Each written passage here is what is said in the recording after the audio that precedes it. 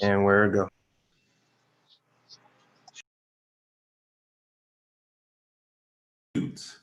Good afternoon, everyone. Thank you for joining us today. My name is Baldwin English Jr. I am the moderator for this evening's discussion. We'd like to welcome you. If you're a first-time participant or viewer, welcome back to those that have already viewed this series from its inception.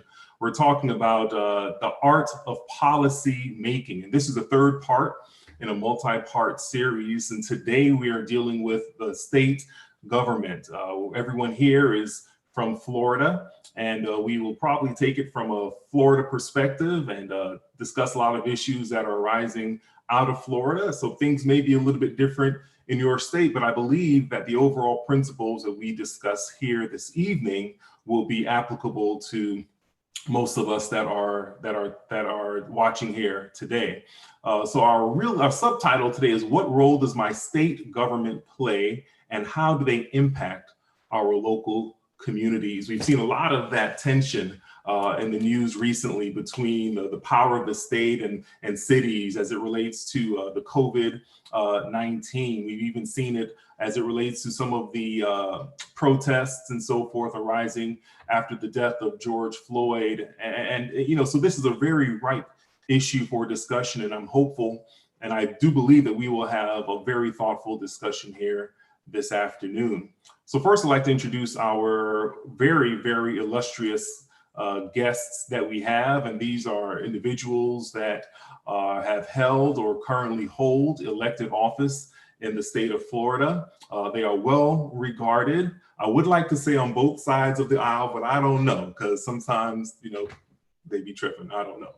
But I would like to start with Mayor Hazel Rogers, and she is currently the mayor, I'd say, of one of our cities here in Broward County, Florida.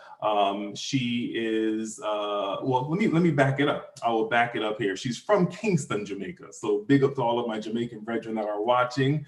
That is where my family hails from. Yes, Kevin, I see you. And she went to New York, and that's kind of like the modern middle day passage, I'd say, from the Caribbean up to New York, and then you find your way back down to warmer weather in South Florida. And she relocated to Florida in 1982. She spent 24 years of her life in public service, starting as an elected office in Lauderdale Lakes, where she served for 12 years as the first English-speaking Caribbean American community elected in the southeastern United States. And that's a remarkable distinction there, just considering where we are currently in South Florida. Mayor Rogers was then she was a commissioner. She was first elected to the House of Representatives in 2008, making her the first Jamaican and second person from the English-speaking Caribbean to be elected to the House, and she was subsequently re-elected. She served as a Democratic deputy whip, from 2010 to 2012, and again from 2012 to 2016. And if you don't know what a whip is, I believe we will have an opportunity to get a little bit of clarity on what that is. During that time, she was able to receive $2 million in funding for the Urban League of Broward County.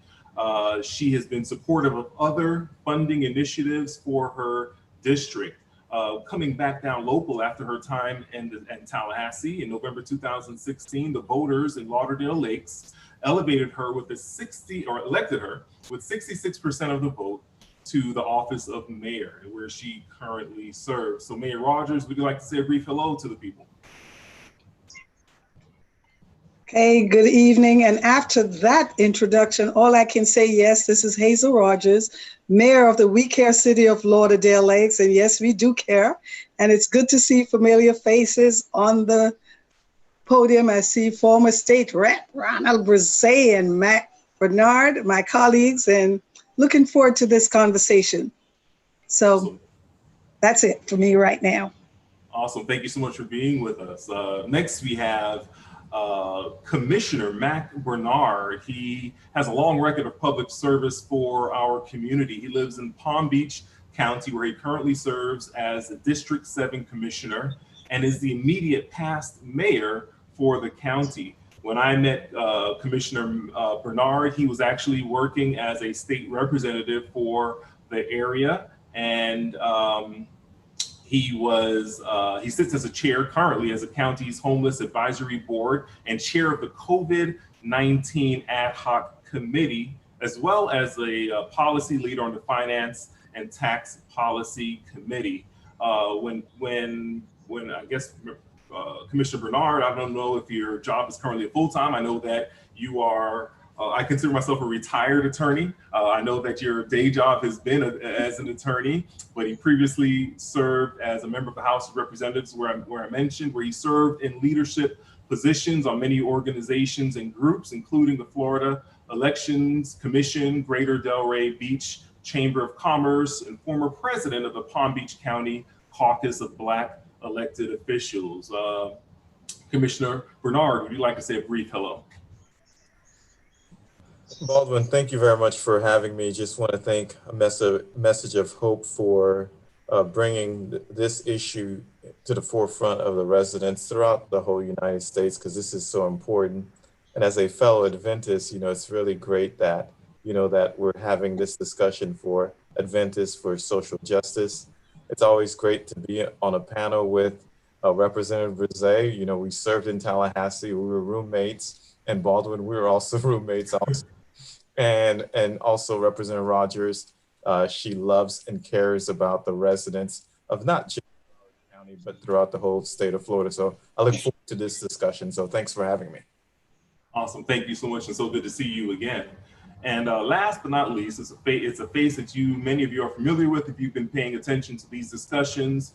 I'd say Commissioner and Representative Ronald Brise, who I've personally known since my first day at Miami Union Academy way back in the mid-'80s, in the olden days, as my daughter likes to say. Brise initially started his public service as a member of the North Miami Planning Commission. He went on to serve as a community liaison for State House District 108 and was a member of the Planning Commission for the City of North Miami. In 2006, he was able to be elected to represent District 108, which encompasses the communities in North Miami, Miami Shores, Biscayne Gardens, and the surrounding areas. He was reelected unopposed for a 2008 to 2010 term. Partway through that term, towards the end of that term, Governor Charlie Crist appointed Brise, Mr. Brise, Honorable Brise, to the Florida Public Service Commission, and Rick Scott, former Governor Rick Scott, later appointed him twice again. Really, maybe, was it 3 times? Maybe, I think almost twice. Okay, all right, twice to the Public Commission as well. Currently, he serves in a private capacity as a government consultant. And I'd like for Commissioner Brise also to say hello to our listeners and watchers. Thank you, Baldwin. Thank you for that kind introduction. And I am pleased to be joined with my colleagues, Representative Mayor Rogers and Mayor Commissioner Representative Bernard. And I look forward to the conversation that we're going to have today. It's so important that as Christians that we engage and understand the issues that affect our lives, and that we get as much information as possible to make good decisions. And I hope that our discussion today will facilitate that. So it's my great honor and pleasure to join you this afternoon. Great, and a big shout out to Message of Hope and Adventist for Social Justice. I'd say it's a new day in the Adventist Church, where we're having these thoughtful discussions that relate to public policy. We can't turn our eye to really what makes the country run, and even how we as fellow members of a church can leverage resources and so forth, so we can be a better servant in our communities. So we're going to get right to the heart of things here, and we're talking about state government. So I know that Ronald Brise, Commissioner Brise, that in your past life, a couple of lives ago, you were a teacher. So I'm going to start with you to help us set the framework for our discussion today. I want a crash course, so to speak, in Civics 101. So can you give us a quick primer on our state government, how the branches work together in Florida, just as a baseline so we can begin this discussion?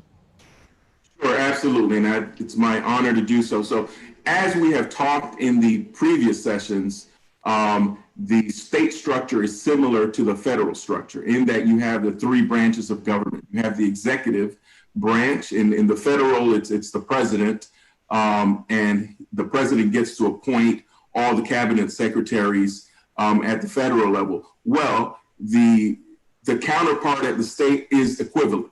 So you have the governor, in our case in the state of Florida, is Governor DeSantis, and he gets to appoint all of the secretaries throughout the government of the state of Florida, whether it be transportation, economic development, Department of Education, healthcare, you name the agency, the governor gets to make those appointments. Those appointments are then ratified, or I'll use the term ratified, and I'm using that term on purpose, that when they go through confirmation, in essence, the Senate ratifies the decision of the governor by approving that appointment. Then you have the legislative branch, and as in the federal government, the legislative branch passes laws, but the most important function that it has is to set the budget, right? In Florida, the legislature meets every year for 60 days. Now, everyone who's on this panel, who's been involved in the process, knows that 60 days is a misnomer, because you have committee meetings that begin in August in a non-election year. And in an election year, you have committee meetings that begin in December, and then they run through regular session, which is 60 days. In a non-election year, the session begins in March and goes for 60 days after that, and generally ends the first weekend in May. In a state election year, the session runs from January until March. So during that time, the budget is passed, it is worked on, and then you have legislation that is passed. Unlike the federal government, though, the state has to live within its means. It can't print money. At the federal government, money can be printed, so then they could, in essence, budget on a deficit if they need to. In state government, at least in Florida, you don't have that option. So the budgeting function is a little bit different from that perspective. And then you have the judicial branch of government. And in Florida, just like in many other states, you have the Supreme Court, which is in essence the top court of the state, but also the Supreme Court Chief Justice acts as the administrator of the court system for the state of Florida as well. And then you have circuit courts, you have the courts of appeal, and you have all of those courts within our system. And so you have the different circuits throughout the state, and you have the different appeal districts throughout the state, and each one of those plays a role in how things are adjudicated during the process. So just to be clear, the governor does not make laws. The governor can influence how laws are made and how they are implemented. So if the governor has an idea for a law, he will interact with a member of the legislature. The member of the legislature will file a bill, and then the bill is filed, or go through the process, debate, and so forth, and pass the law. Then in turn, that bill goes to the governor for approval. The governor signs it, and then turns into law. And then he oversees the implementation of that law via whatever agency it impacts the most. Now, the judicial branch someone can challenge a law, and the judicial branch will see whether that law is constitutional, not only at the state level, and then that law can also be challenged at the federal level if there is a question about the validity of that law, or if the law contradicts the U.S. Constitution. So I think that's a primer on how state government works. So just to be clear, if you have a pothole in front of your house, that is not going to be something that your you usually will reach out to your state representative for, right? Unless it's a state road, right? And then they would engage the Department of Transportation to address that particular issue. So those are example of things that we have to think about and how to manage that. For instance, if you have a school issue, right? Chances are that you need to address your school board member and not necessarily go to the State Department of Education to address it, because your school board has direct interaction and direct policy-making authority and budget authority over the school that's in your community. So I think that provides a primer, and I'm sure through the conversation this afternoon, we'll address many more of those issues. So I have a question. I'll throw this out to everyone as a follow-up to this primer that we just received from you, Commissioner Brise.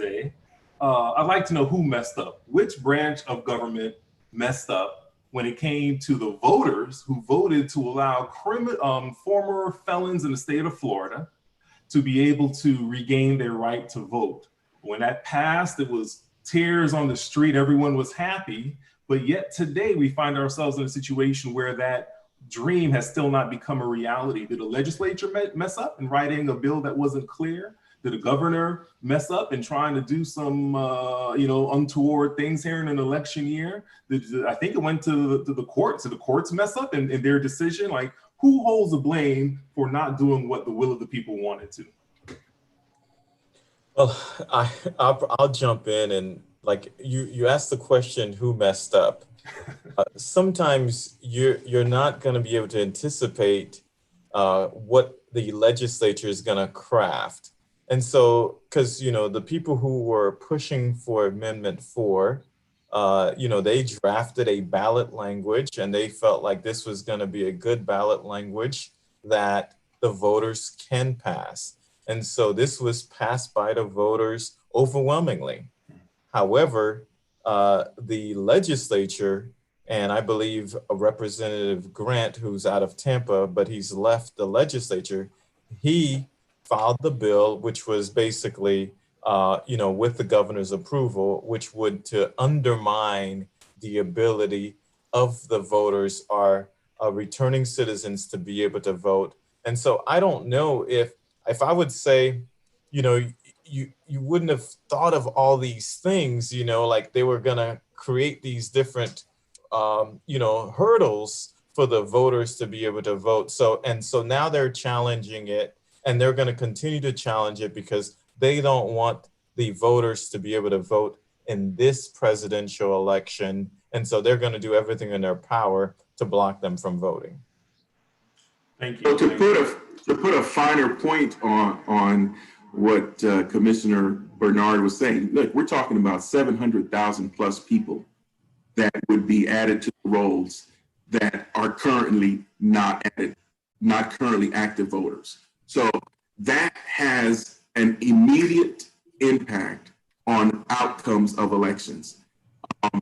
So as Commissioner Bernard was talking about, ballot initiative is different than what has been created by the legislature, right? It is an initiative that is driven by the voters, and so they get the requisite number of signatures and get approval by the Supreme Court for the language, and then that language makes it to the ballot. And the legislature often comes back after there is something that passes through ballot initiatives and says, okay, you know what, we want to either restrict or expand the language or the policy objective that was put forth by the citizens. And this is exactly what happened here. Look, let's be honest. What the restrictions that have been put in place are akin to a poll tax, right? And many people view that as simply that. So those are things that as we look at a ballot language and how the legislature reacts to ballot language, those are things that we as citizens need to remain attuned to. Okay, can I add to that conversation as it relates to poll tax? And maybe everyone that is listening to this conversation might not understand what you just have to have money to be able to pay your way through the process. And what they have done, and you ask the question whether or not it was the legislators or the governor's office, or it's just part of the process that we go through. And we have to clarify the language. Sometimes it's not very clear, the ballot questions and the answers. So this is part of the process, and we're talking process here. And yes, it can have intentions, and we know sometimes we believe that it's designed to create confusion. A lot of times there are more than one subject item in legislation, a piece of legislation, and you might love this piece of that legislation, but the other side just stinks. So how does that fall? Do you just kill the entire bill, or you say, okay, the next time around, we'll have an opportunity to fix it? And oftentimes that happens, but not with Amendment 4. We were excited. We were ready to encourage everyone that could qualify for this, because not everyone that commits a crime that this bill applied to. If you did something egregious and really, really bad, this did not apply to you. All right? Am I saying that correctly, colleague? There were folks that were not going to be benefiting from being able to have your rights restored. But those that could and should were, like we say, 700,000 people coming back on the voting rolls at this time. No one wants that. We do, all right? But you know who has the veto pen, who has the control right now? So that's where we are. But we've taken it to court, and you'll take it back to court, and it might end up at the federal level someday for final decision. But that's the process of the type of government that we have here in the state of Florida. And sometimes we don't agree at every level. Even when we agree on things in the House, they might not agree on that same item in the Senate. And when they amend it, it doesn't look like the ones that we had in the House. So we always have to have those discussions, and that's where compromise comes in. Compromise. Thank you. We're going to get to, you touched on some points that we're going to get to here in a couple of minutes. Commissioner Bernard, I'd like to kick it back over to you here. There was recently some protests and boycotting of the NBA games, playoffs here in Orlando.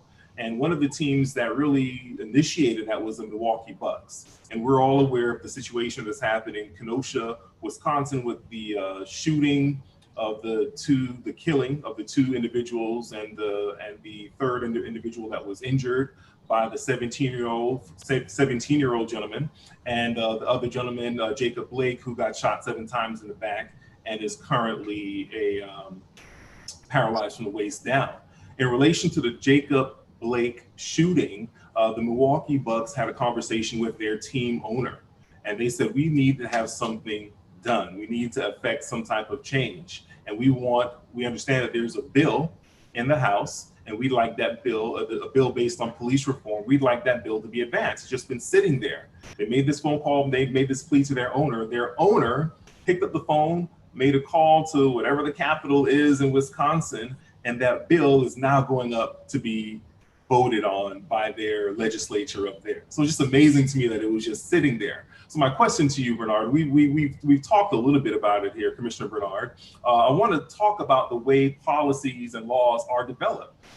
Commissioner Brise mentioned briefly the Ballot Initiative. We're all familiar with the L word, lobbyists and so forth. But how do bills become actual policy? What are the avenues, I guess, for that to take place?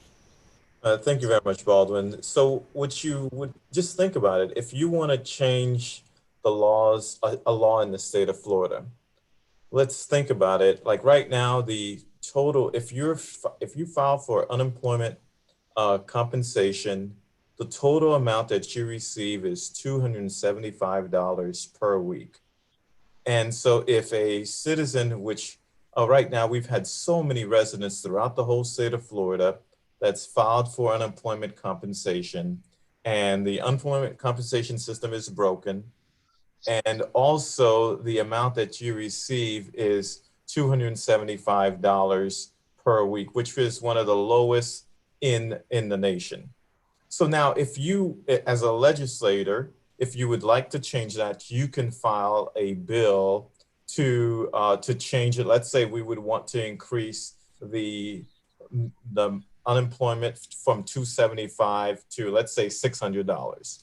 Now, as a representative, then that could come from you, that can come from the residents, that can come from all different types. Everyone can try to create a bill.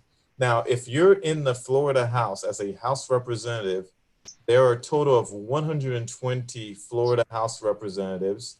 There are 40 senators, and there's also the governor. So in order for you to pass a bill in the state of Florida, pretty much you've got to go through 161 individuals to basically pass that bill. So I would prefer to be the mayor of Lauderdale Lakes, because then I don't think that I'd have to go through 161 individuals to get that bill done. So my bill would be to increase the unemployment compensation from $275 to $600 a week. Now you go through, there's a 60-day session, which means that 60 days is not enough time to get anything done in Tallahassee. So typically you would want that bill to be heard during committee weeks, and it depends on whether you're a Democrat or a Republican, will determine kind of like whether that bill will move or not, and so on. So it's not as easy if you're a Democrat in the Florida House, because I think the numbers, I don't know what it is now, but it's usually 44 to 72. So so if you're a Democrat, it is much harder to pass a bill, and so but you're gonna have to get it through the Florida House, and you're going to have to also have a senator who's also going to sponsor that bill. As a House representative, you can only file a total of 6 bills during the year, and senators can also file an unlimited amount of bills. So you need to find a senator that can also run that bill also. So during that whole 60-day process, what you hope is that sometimes they can assign that one bill, if they don't want it to go through, they can assign it 7 different committees, or they can assign it 2 committees. So they can decide whether that bill will go through. So if you can get it through the House, and then also for the senator to also pass it, then both chamber would have to vote on it, and then it becomes one bill, and then it is sent to the governor. And so the governor will have to make a decision on whether he can veto the bill, he can pass it into law, or he can sit on it. What's the amount of days? Is it 14? I can't remember the exact days. I don't have it in front of me. It's about 20 days, I believe. So I don't know the exact number, but if he doesn't do anything based on the amount of days, then it becomes automatically. And so that's kind of like the process in terms of getting a bill through. In terms of 60 days, it is very, very hard to get that bill done during a 60-day process, especially if the other side don't want that bill to be passed. Now, you would ask yourself, well, why wouldn't they want to increase the amount that someone would get from 275 to 600? Well, then that's when you would have, different interest groups may be against increasing it, because the unemployment compensation is a pool that's collected from different businesses. So now you're going to have to think, you have the Florida Chamber of Commerce that represent most of the business interest groups. There's another group called Associate Industries of Florida. And so you'd have to work with them. And so that way you can convince them to work with you on this bill, and then for it to become law. So, there's a lot of give and take. And so hopefully, if everybody's on board, it gets to the governor's desk and it becomes law. Okay, let's talk about the lobbyists. I left that for you. All right. And just to follow up on what my colleague illustration, right? Then you need your city, if it's a bill that your city loves, all right? And we would say to our lobbyists, put that on the list of things that you will follow in Tallahassee. But in addition to our lobbyists, we have the League of Cities here throughout the state. So it's good when you can get your cities to agree on that bill also, because they will also be a voice for moving that through the Florida League of Cities. And we are not always in Tallahassee, meaning city government. So if it's something local, cities like it, you're counting on the Florida League of Cities, who is based in Tallahassee, to be at all the meetings, hopefully, and have your item on the agenda, in addition to your state reps, who also, the person who's carrying it, we are hoping they can get other sponsors from the House to join that representative who is carrying that bill for you. So that's additional voices in support. And then you're hoping that the delegation will identify, as was stated, someone in the Senate to carry it. But you're hoping that senator is going to really work the bill. And you're hoping they're going to get other senators to agree. And oftentimes it's very, very difficult. But I'm thinking, for me, when I got to Tallahassee and I was all excited and I thought, okay, I have these great ideas, it was going to be easy. No, you have to know the leading party, the party who is in control in the governor's mansion, as well as in the Senate, the leader of the president of the Senate, the leader of the Speaker of the House, boy, they stack committees.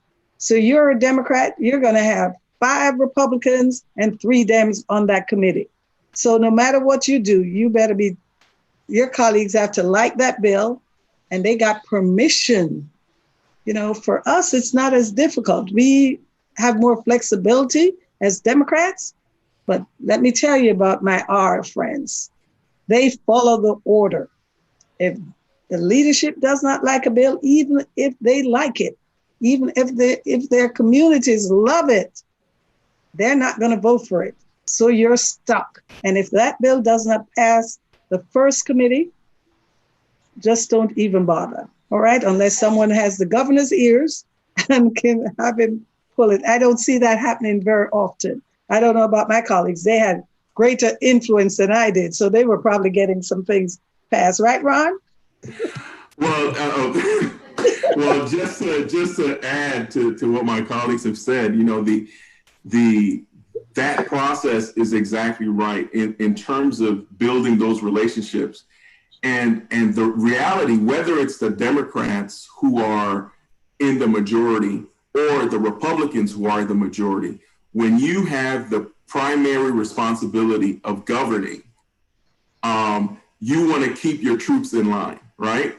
And so both parties have what we call whips. And I think Hazel, you served as a whip. I don't know, Mac, did you serve as a whip? Got whipped most of the time. Right. So I served as a whip. And so part of my job when I was a whip was to keep the members that I'm using the term responsible for loosely, making sure that I could count the votes. And there were on certain issues we locked down. In other words, sometimes we took a caucus position and we needed everybody to vote a certain way on that particular thing. So you are engaging with your members to find out where they stand on a particular issue, and you're figuring out what they need in order for them to support the position that the caucus needs them to hold firm on. And so those are things that when you're in the majority that you become a lot more concerned about, because you're delivering for the governor, you're delivering for agencies, you're delivering for certain interest groups, right? That go along with your philosophy and all of that. So all of those things go into play. I want to add one thing about lobbyists as well. You know, when you think about any member of the legislature, you think about that person brings their own professional background, right? Mac is an attorney, has a background in finance and tax and all of that. Hazel has a background in real estate and business and things of that nature. None of them are professionals in healthcare. None of them are professionals in child welfare or transportation and all of that. So one of the roles of the lobbyists is to help bring forward the position and educate members on areas that they may not be familiar with or have a deep understanding of. Look, as a legislator, there are millions of things that are coming before you every day. Like, I mean, the number of things that you have to get educated on and have to be conversant in and expected to be an expert on. So a good lobbyist brings you information, expresses what their position is, right? And tries to convince you as to why you should support their position.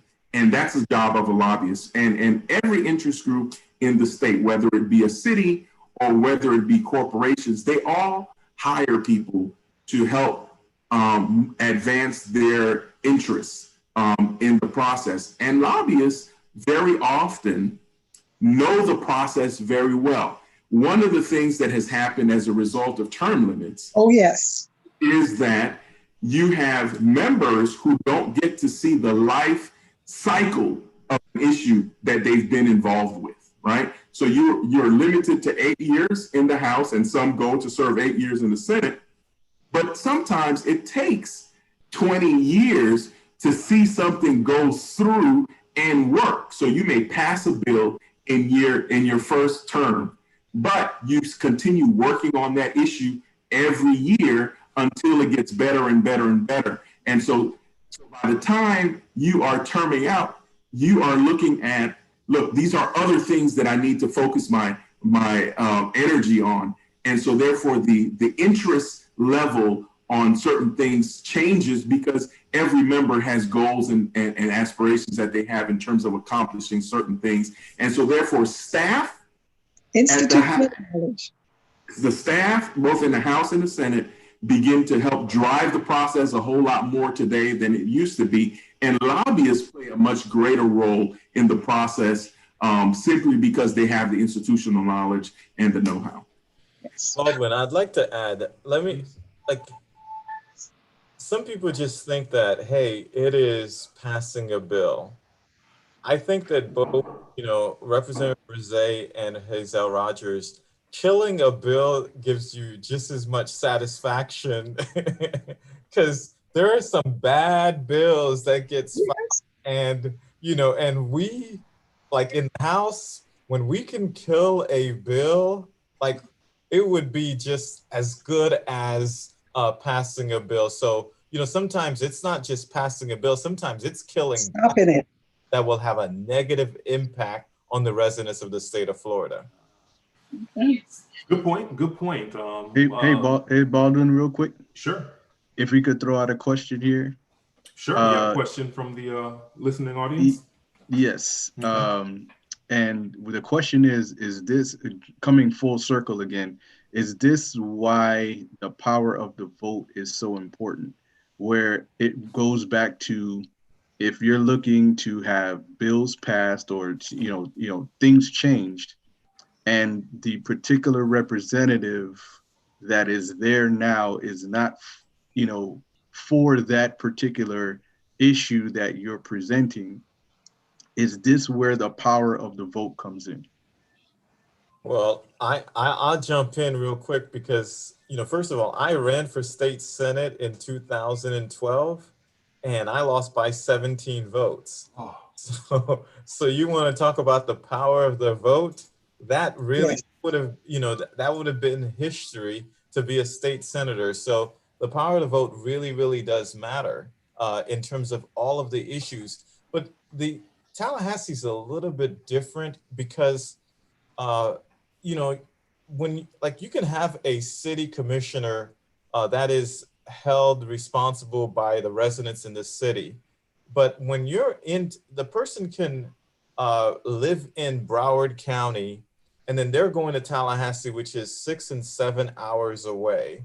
And so it is really important to hold that person accountable because, you don't the voter who lives in, let's say, Lauderdale Lakes, or if you're in wherever in Palm Beach County, if you have an issue with me, you can come to the county commission on a Tuesday and then you can argue, you can get your 3 minutes. but Tallahassee is 6-7 hours away. So when you elect somebody to be your voice, they don't get that opportunity to go to Tallahassee. So that person who's that representative, they're the ones who are your voice to represent you on everything in regards to the state. So that person has got to be held accountable, and sometimes the residents will vote for that person, but they don't want to hold them accountable.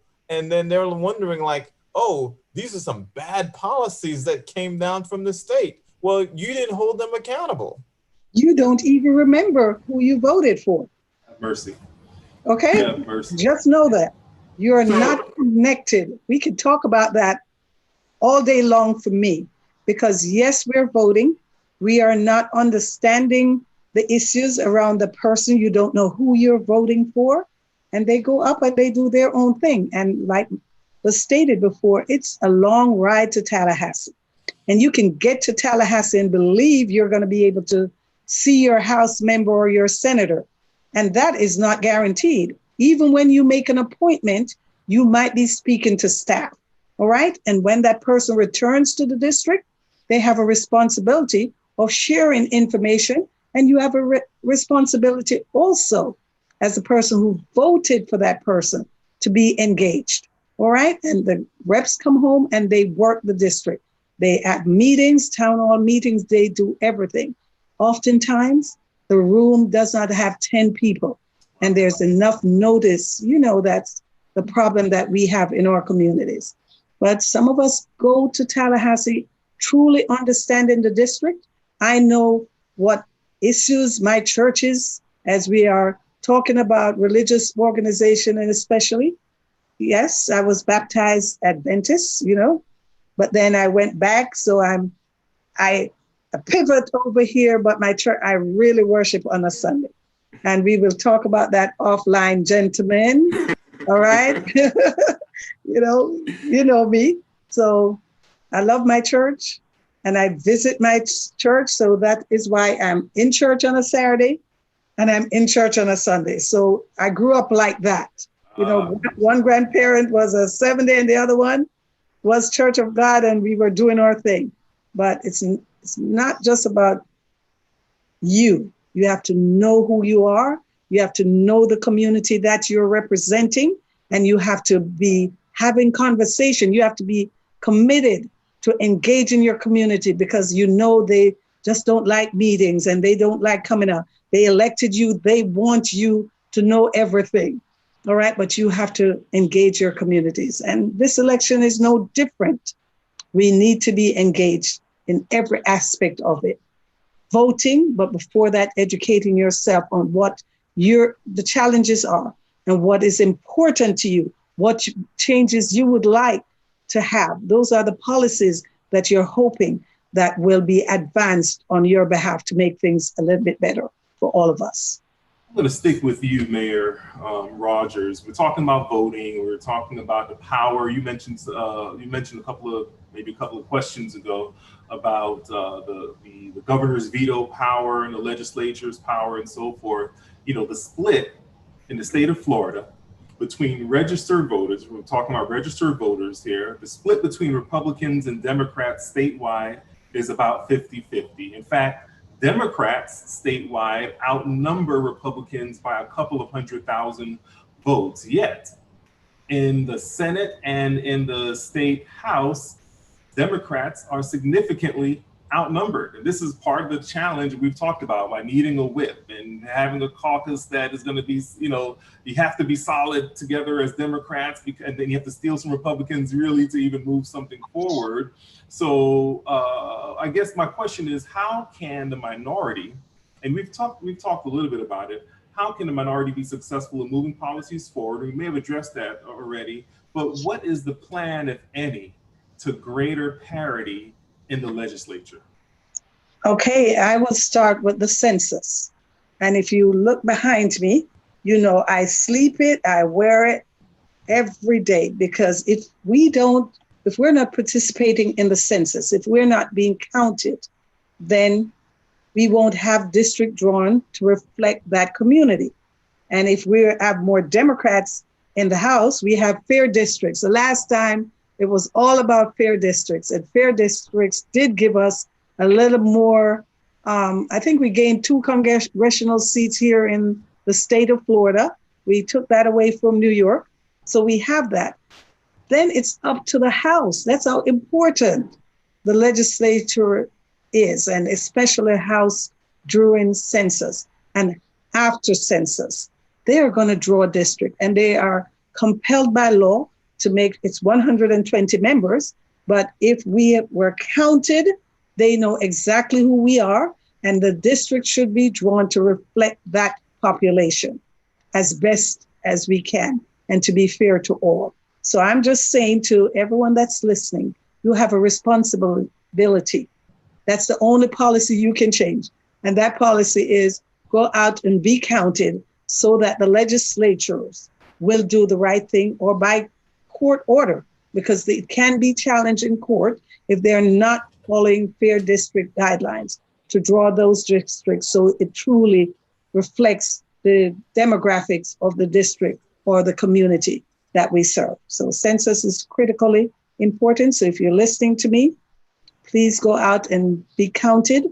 It affects our communities for 10 years, because if you have a baby born today, you need to count that child, because we are preparing for pre-K, VPK, and all the kindergartens all the way up to 12th grade at a minimum.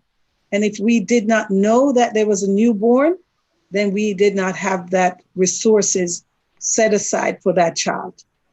10 questions, it takes only 10 minutes, and it will impact your life and your community for 10 years. If I have 10 people in my city and only 7 count, the resources I get will be for 7, and I have to share it for 10. And that is as simple as I can make it. Census counts. Thank you very much for that. Go ahead. Baldwin, let's talk about the census, since Mayor Rogers brought it up. Mm-hmm. Right now, like nationally, 64.7% nationally people have completed the census. In the state of Florida, we're at 61, as of today, we're at 61.4%. So that means that for the next 10 years, with the census, 39% of the people that lives in the state of Florida wouldn't have been counted, which means that that's billions and billions of dollars that we send to Washington, D.C., and for us not to get them back in the state of Florida. And so that's the reason why we're trying to get the residents to fill out the census, because it will impact you over a 10-year period.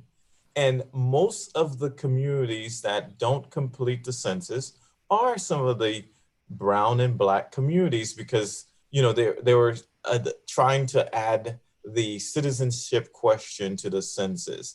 And so now some people don't want to complete the census, and we will lose billions and billions of dollars to help our residents in the state of Florida. Now, I can tell you, the governor of the state of Florida decided that he didn't want to put one dime in the census, all right?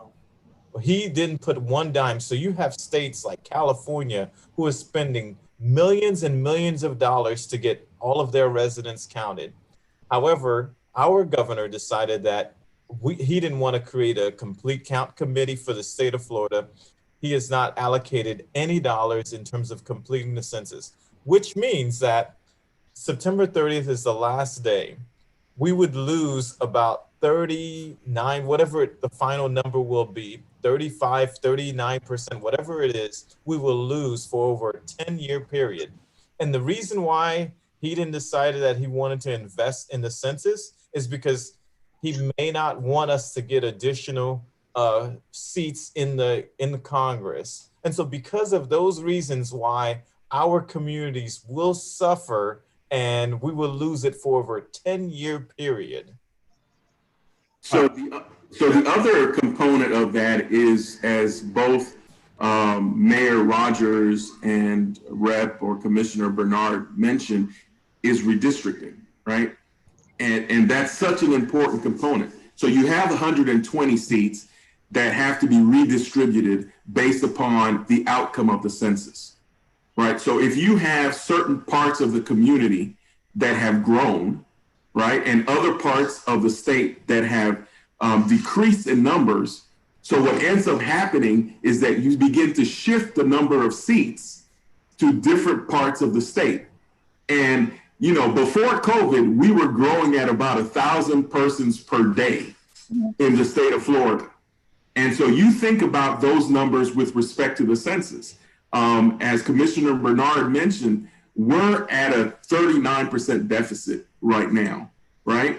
And once we get these numbers from the federal government, then the House and the Senate go into a session over the next year or so to begin to redraw these seats. And you talk about the parity in the House and the Senate. If we do not engage in the census, we can't be counted. And so therefore, if we are not counted, then the districts won't reflect the real makeup of our state. And so therefore the numbers will remain the same. So when you ask the question about the parity issue, so those seats go back to about 20, the way we are drawn now is a relic of about 3 censuses ago, right? And so therefore, when the Republicans took over, and there was a big effort to sort of make sure that the communities that got counted were from certain parts of the state, so that the maps can be drawn in such a way. So as the maps are drawn, then you can stack maps or stack it in such a way that you have only certain groups of people who are part of certain seats.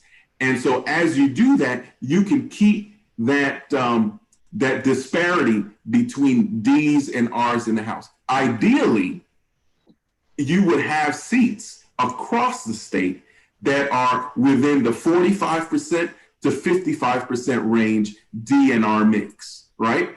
So yes, naturally, you have certain parts of the state geographically that you would have closer to the 65% and others where you have closer to the 45%. But we have some districts in the state of Florida that are 80-20 D and R makeup.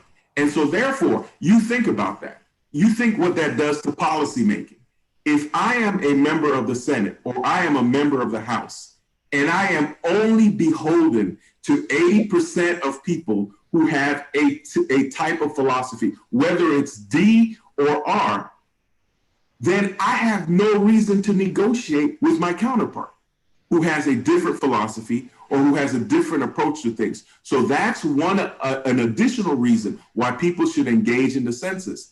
And going back to one other issue that we talked about, that as people who support individuals as we vote them in, we also need to support the policy initiatives that we are interested in. In other words, if my member of the House that I voted for is pushing a policy initiative that I support, it is my responsibility to write letters, make calls, and show support for what they are working on in Tallahassee.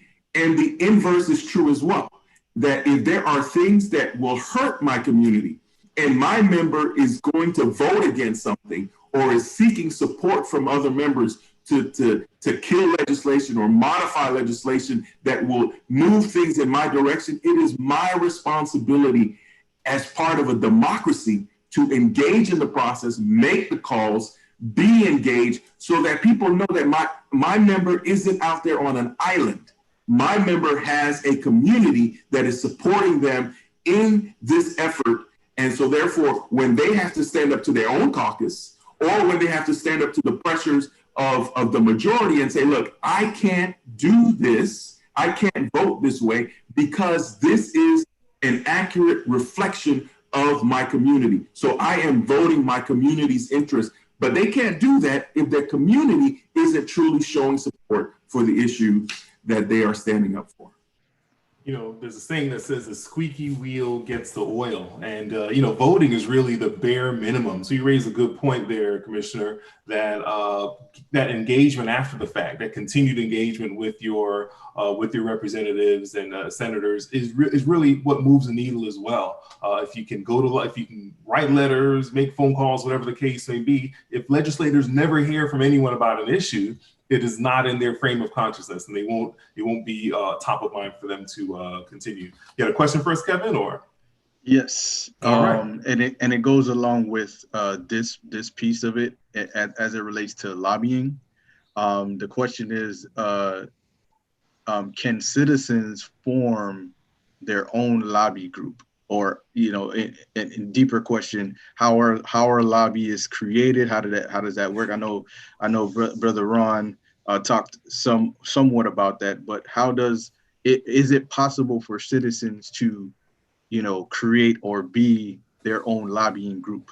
Let me tell you how you create lobbyists. There are birds and there are bees, right? They are. And yes, they do come to Tallahassee. All right. It's a long ride. They get on buses. Yes, they do. And they come up on children's issues, on immigration issues. They come up on education. Yes, the answer is yes. And our community, as we are talking here, needs to be more engaged in those type of activities. I've been in the legislature, and even when immigration issues and the groups that come up are not reflective of the Black and brown, we're not included. I don't know if most people believe immigration doesn't affect the English-speaking Caribbean. So when I don't see anyone from the English-speaking Caribbean, I go to the leadership of that group. I say, you guys are giving the wrong impression here. You need to reach out to the broader communities and encourage them to come up on these trips. And I've done it all the time. Sometimes they don't like it when you call them out on things like that, but I'm going to call you out on it. You too are perpetuating the wrong impression of the immigration issue here. It affects all of us. We want to bring up our family members like everyone else used to do. You know, you want to get those visas for different reasons. So let's represent and represent well. And of course, I'm speaking to the broader communities. You have to be engaged. I like the question about citizens engagement. That is so important. That is so pure.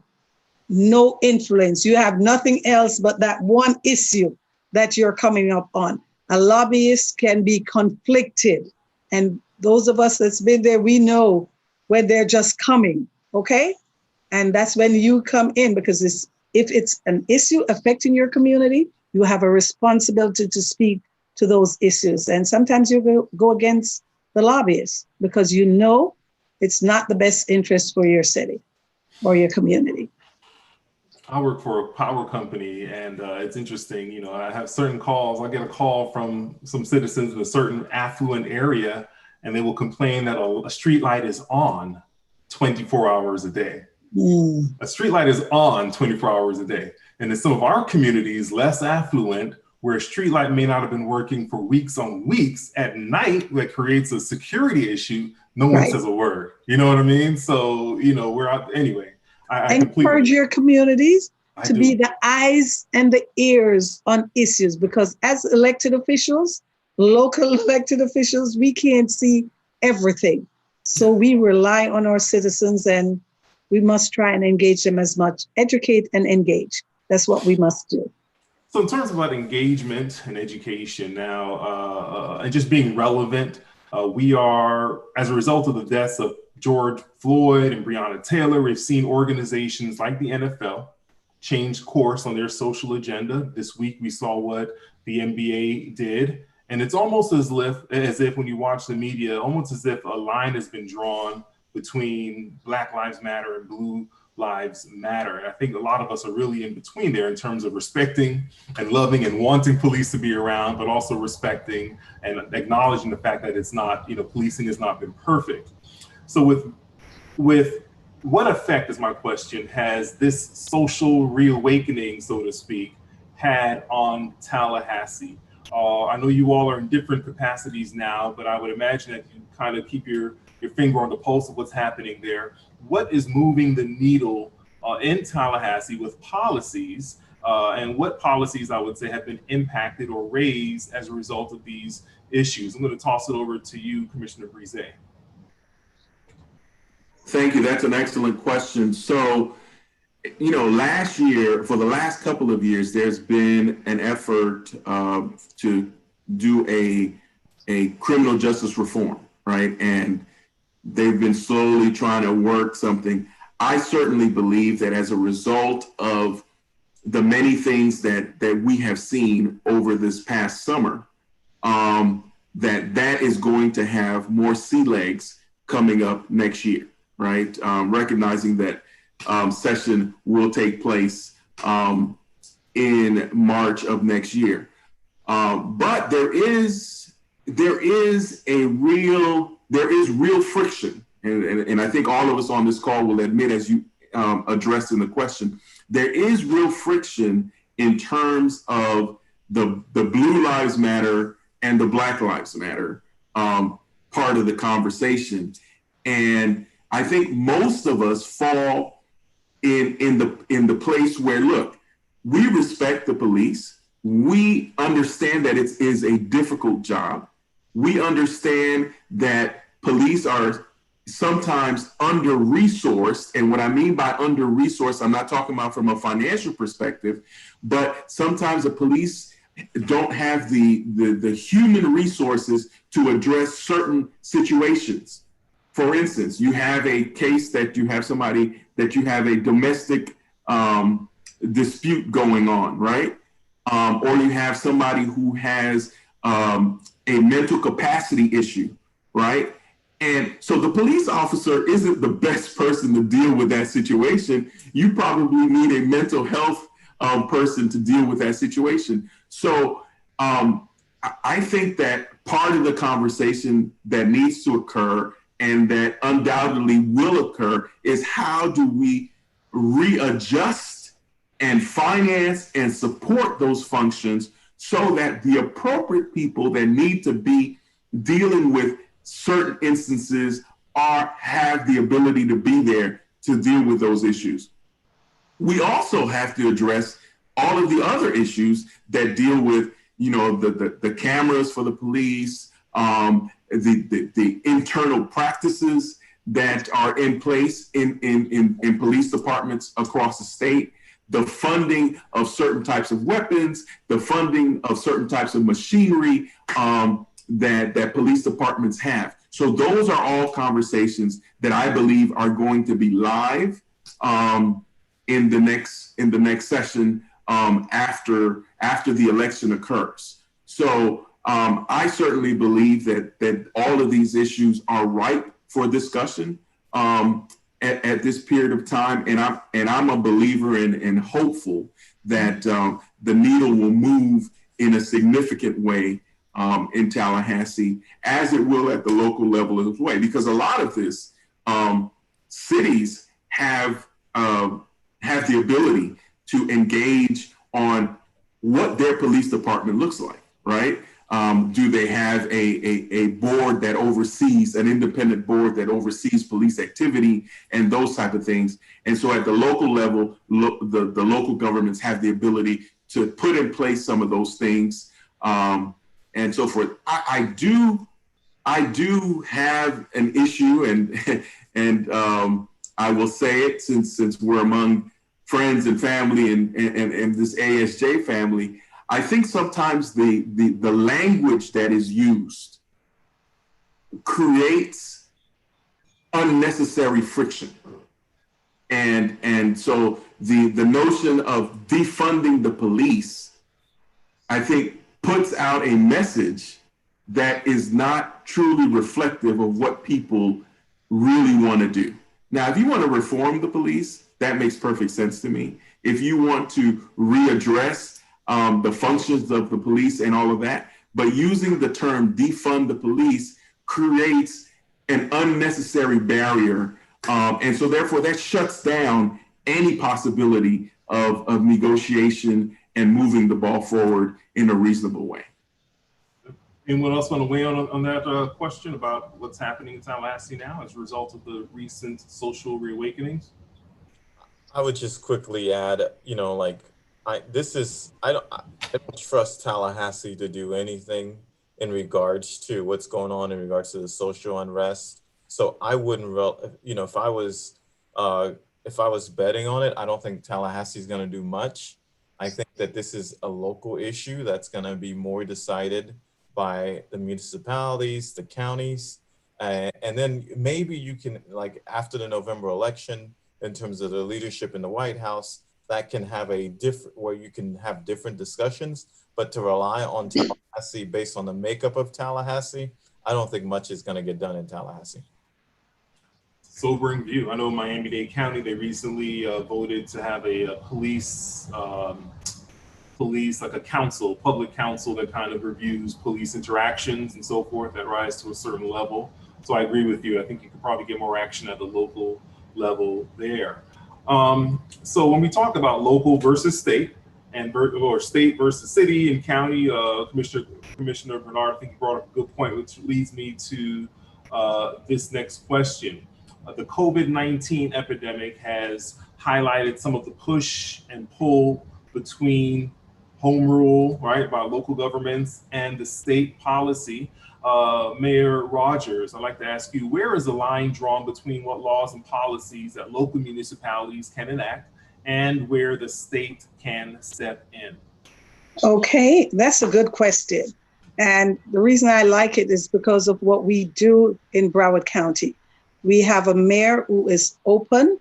He recognized that 31 municipalities or the cities are the ones that's closest to this issue. So they have been very inclusive.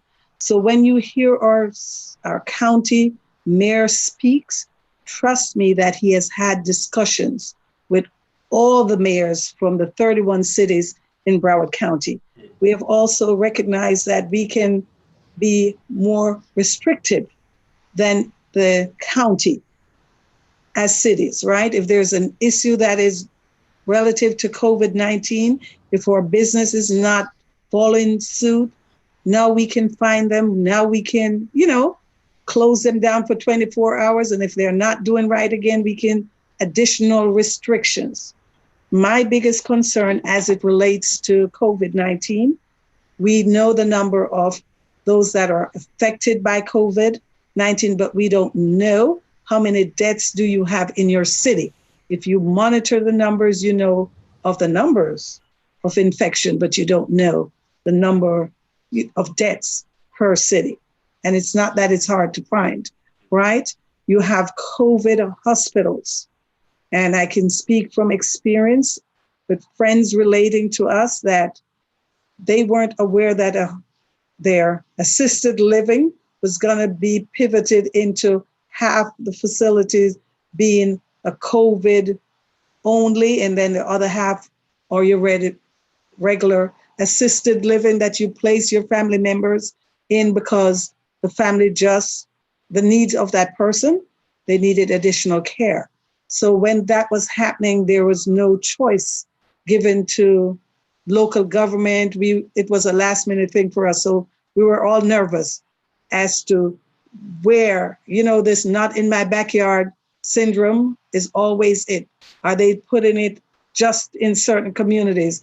That was some of the concerns that we had as local elected official. I can tell you, I have a parole office in my city. I have the major mental health facility in my city. So, when you start hearing of other things, okay, we cannot take all of the impact of every social issue.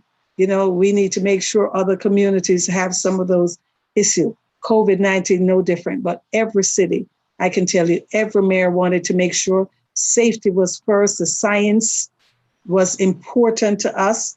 And of course, information sharing. We want everyone to be transparent. So we were holding our local Department of Health accountable to us, and they're included in the meetings. We have all of the hospitals included in these meetings. They will share how many beds they have or if there are deficiencies. We had open conversations. So in Broward County, I think we really did well in communicating, educating, communicating, and then sharing. So every week I was sharing information on COVID. The numbers are growing, folks. Cover up, wear your mask, social distancing. Sometimes I see basketball courts on my light pole in communities. That means kids were still playing. So we had to monitor that.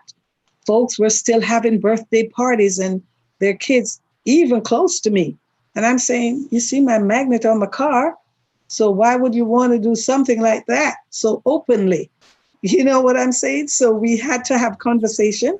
And then there was a number that came out that no more than 10 visitors, anyone in the household and the visitors should wear masks, because we brought it to their attention. Every community is not the same. We don't have the same issues. Your restaurants could be larger than mine, but it's still a restaurant and they need to survive also, right? So we have to have those discussions. So COVID economically impacts everyone, but differently. And when we represent, we have to talk about all the issues so folks can see some of my concerns and I can see some of the concerns of my beach communities and those folks. So I'll leave it up to my other colleagues to come in. Thank you. Thank you. Baldwin, just let's talk about COVID from like as of today, which is August 29th. We have over 23 million residents that call Florida their home. We have over 619,000 residents that's tested positive for COVID-19, over 38,000 residents hospitalizations, over 11,000 residents in the state of Florida have died of COVID-19. If you combine the three counties, Dade, Broward, and Palm Beach County, 43% of the positivity rate comes from Dade, Broward, and Palm Beach County, which was the three counties to the south. 41% of the hospitalizations are from Dade, Broward, and Palm Beach County, and the deaths are around 42% of the deaths are in Dade, Broward, and Palm Beach County. So we're the counties that's been impacted by COVID-19 the most throughout the state of Florida. It is very important for you to have the right leadership as you're battling COVID-19, where you have to work with the governor's office because they have the purse. And, you know, like the governor could have done a statewide mask mandate, but he did not do it because, you know, this state, we have 67 counties and some of those other counties are completely different than South Florida. So the counties in Dade, Broward, and Palm Beach County, we had to take different actions. Where in Palm Beach County, we had to pass a mask order because we believe that it was the best way for us to protect the health, safety, and the welfare of our residents in Palm Beach County. And also we're dealing with an unemployment issue where I believe like in Palm Beach County, 11.6% of the residents in the county are unemployed. And so that's up from 10.2 in June. And then also throughout the whole United States, over 1 million people filed for new claims as of August 22nd for unemployment compensation claims.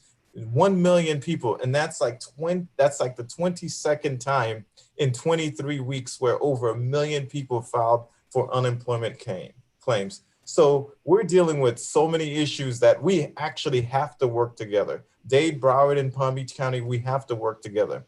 And then also the issues that we're dealing with in going back to schools. You know, the governor and with the Secretary of Education, he wants to basically have brick and mortar, have all the kids back in school. And so in the different counties that's been impacted the most, we have to make decisions and work with our school board to try to protect our kids. So if you think about it, let me go into the fact that for some of the listeners who are listening, a lot of the times the residents vote for the president and then maybe they'll vote in a governor's race or a US Senate race. But what I can tell you, during COVID-19, your local elected officials are the ones who are on the front line making decisions that are to protect you from the health, safety, and the welfare of your being. So if you just think you're just going to vote for the president, but then you don't want to vote in a March election to vote for your city commissioner who are going to help you and make decisions that are beneficial for you, you have to vote not just for your president, but vote down the line, because the county commissioners, I'm sure in Orange County, the commissioners are making decisions. In Broward County, they're making decisions that are impacting your lives. And so, like, in terms of like this week, we have a meeting in regards to whether we're going into a phase 2 environment. It's not the governor who is making that decision. It's the commissioners. So it's so important for the residents who are listening to not just vote in just presidential election years, but vote every time. So in that way we can help you. Now, many of our listeners may not recognize Commissioner Bernard, but he has one of the most famous residents in his county, President Trump. And I've seen some of the attitude from that administration was displayed in one of your county's commission meetings not too long ago. So I know today is the Sabbath day. I hope you prayed up, because many people in that mission condemned you to hell for trying to force them to wear masks on that day. If you're in for, I'm sorry, go ahead. They did, but they filed a lawsuit against us, wow. and we won the lawsuit. I believe that they're appealing the lawsuit. But you know what?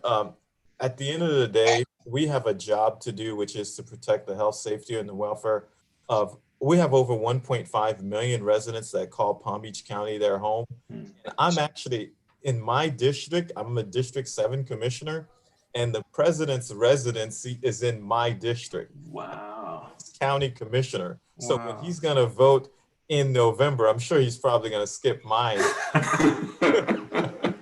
He may not vote in mine, but I am actually his county commissioner. So I was wondering when you were going to say that, Max. I've been waiting. I didn't want to be the one to say it. Okay, so I'm thankful that you're so transparent. The machine better work. Right. He's mailing in his ballot too. So Right. Kevin, I saw you raise your hand. I know we're coming up here. I have one or two last questions, but I think you have a question for me. Yeah, it relates to what we're talking about COVID and schools reopening. The question was also, I've been reading about schools across Florida being forced to open face-to-face in order not to lose funds from the state. Are local school boards able to fight against this? And I will. What happened was the governor and the commissioner of education, which is Richard Cochran, is the commissioner of education.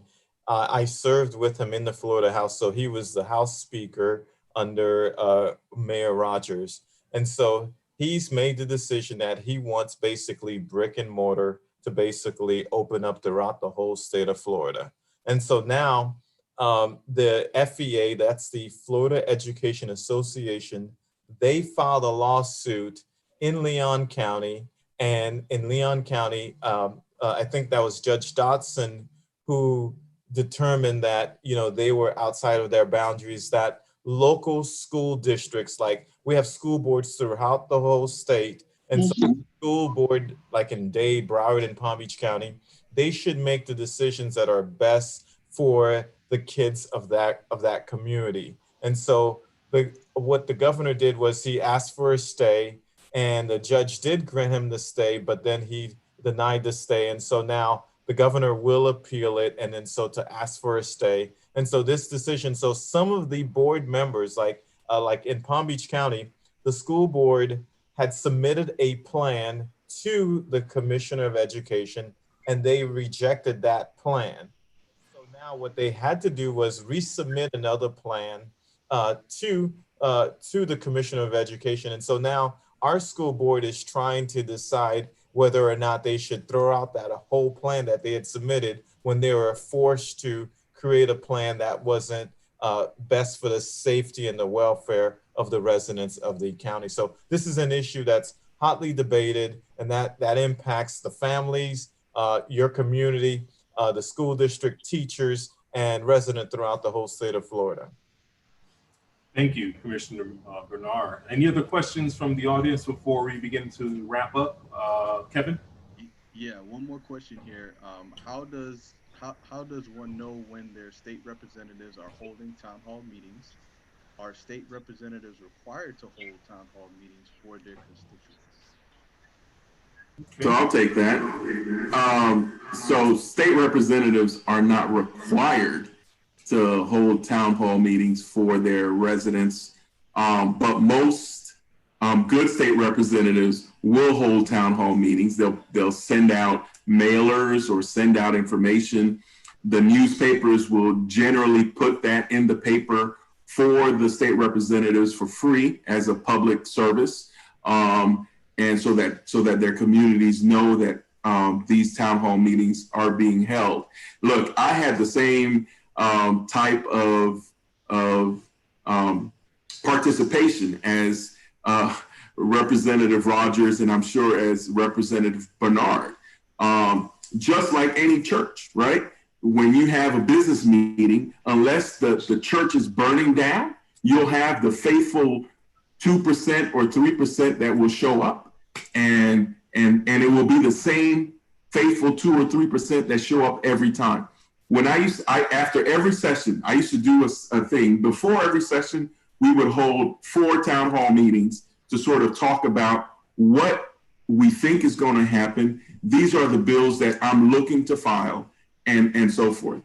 And after session, we would hold 7 town hall meetings, and we would strategically select the areas within the district to host these town hall meetings. There are some people who would show up to each one of the town hall meetings, right? And then you look in the audience and you have a room that could sit about 150 or 200 people, and you have 20 people show up for the town hall meeting, right? So that is a reflection of the level of engagement that is out there in our community. So one, no, there isn't a requirement, but most people who are state representatives do host town hall meetings, and you can go on their website, or you can go on, or you receive something in the mail letting you know that these people are holding town hall meetings. Yeah, definitely. Thank you for that, Commissioner. So I want to thank you all for your participation as we begin to wrap up here. I think it's been a very fruitful discussion, but I'd like for us to close with some action items, right? What can we take away from this discussion that can affect real change here in the state of Florida? So my question is, what should we as a church be doing today to engage with policy development at the state level? I mean, we've talked about what we can do, and certainly as church members, we're citizens of this state. We have responsibility to our communities. So as a church, individually, or even as a church in terms of different, the conference or the actual church congregation, what can we be doing? I'll take the easy one off the table. My church here in Miami, Florida, we've been promoting the census. We had someone at Census come and do a presentation. We've been promoting it at our weekly bulletins. It's the first announcement that we have in our our announcement period when we do our virtual service, really trying to push that forward to raise the 61% up to a more respectable level. What else could we be doing as a church people, and as a church, to move policy development forward here in the state of Florida? Can I ask a question of you? Yes, ma'am. Okay. Are you telling me that all of our Seventh-day churches are aware of this awesome body of engaged young people having this forum? And I'm looking at my participant levels, and this is telling me, even when you can do this just dressed casually like we are, right? And be more engaged and learn, I'm not seeing the numbers. And engagement, how we do this, is what my biggest concern is. Our community needs to be educated. They need to be engaged. If not, we'll not have respect or garner any respect from policymakers if we're not present.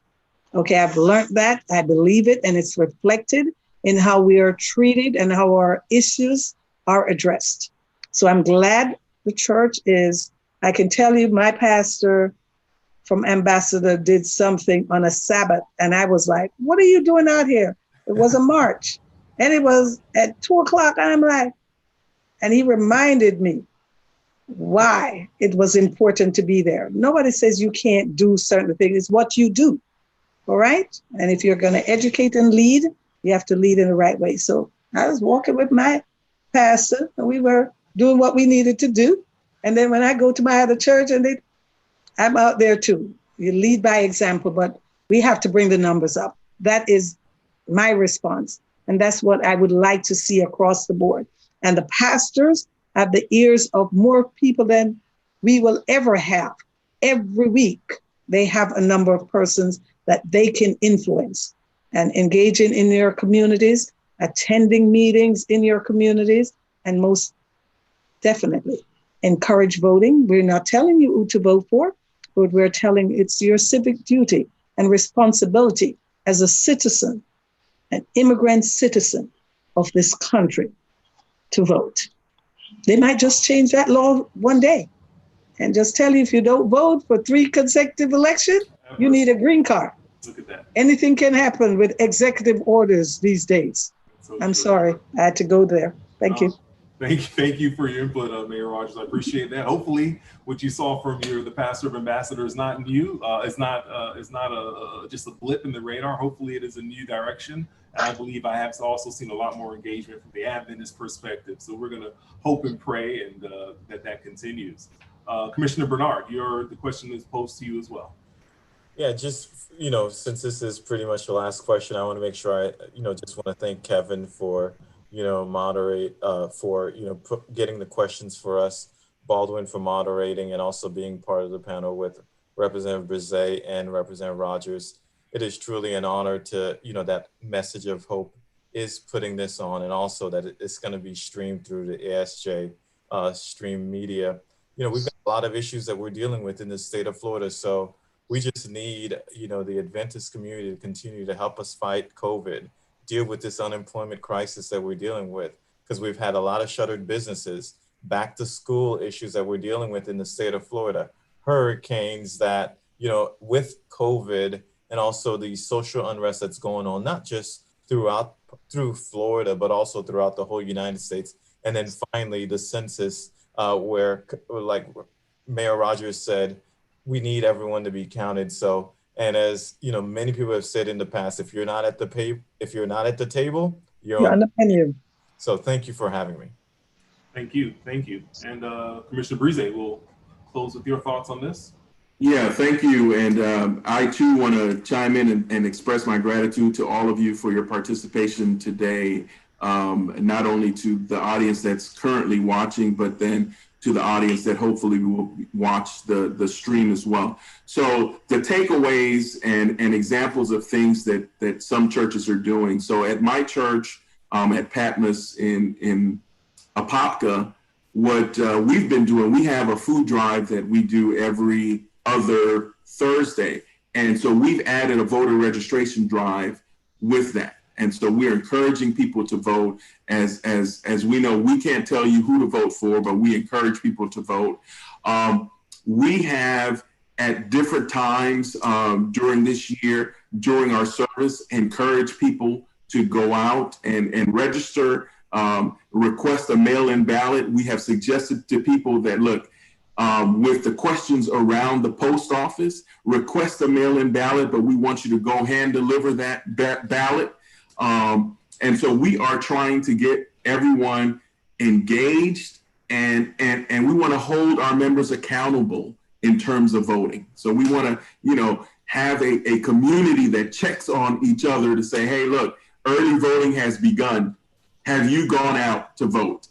Have you gone? And so the other thing that we're trying to keep on everyone's mind, as we have talked about here today, is the census, right? Making sure that everyone is engaged in the census, that you fill out the form. And if you know people who have questions about filling it out, reach out to somebody so that you can get assistance or clarifying questions or so forth. The other thing I think that churches can continue to do is to support our members during this difficult time, right? COVID is a difficult time. the social unrest is mentally taxing on a lot of folk. And so what we can do as a church community is support and provide information. I think that the greatest vehicle that the church has is the ability to provide information to a large number of people on the regular basis. And I think that that's something that we need to continue to do and provide people opportunities to engage in the things that interest them. So once again, thank you for the opportunity to participate on this forum. And I look forward to continuing to work with you all to advance the causes that we all collectively fight for. Thank you, Commissioner. So just to kind of cover some of the takeaways that we have here, Census 2020 is important. We've discussed that. That's an easy lift in terms of, you know, people getting involved and actually filling it out just a couple of minutes on your phone or on your computer. It's a very simple process, something that we can be promoting at our churches. We mentioned police reform legislation, and maybe we talked about it maybe being more effective even at the local level to enact that type of, or affect that type of change. And then voter registration. I like what you're doing there at Patmos Chapel. Voter registration deadline for the state of Florida is October 5th. So we have some time here, several weeks, if not a little over a month, to get that done. So we encourage you to get involved, stay involved. If you're watching this live, you probably already are involved. So we offer you all the encouragement that you need, hopefully, to light that fire a little bit within yourself again and to continue to light that fire in your community. Kevin, Jason, the rest of the Florida Adventist for Social Justice team, Message of Hope, we're very, very thankful for creating this forum for this discussion.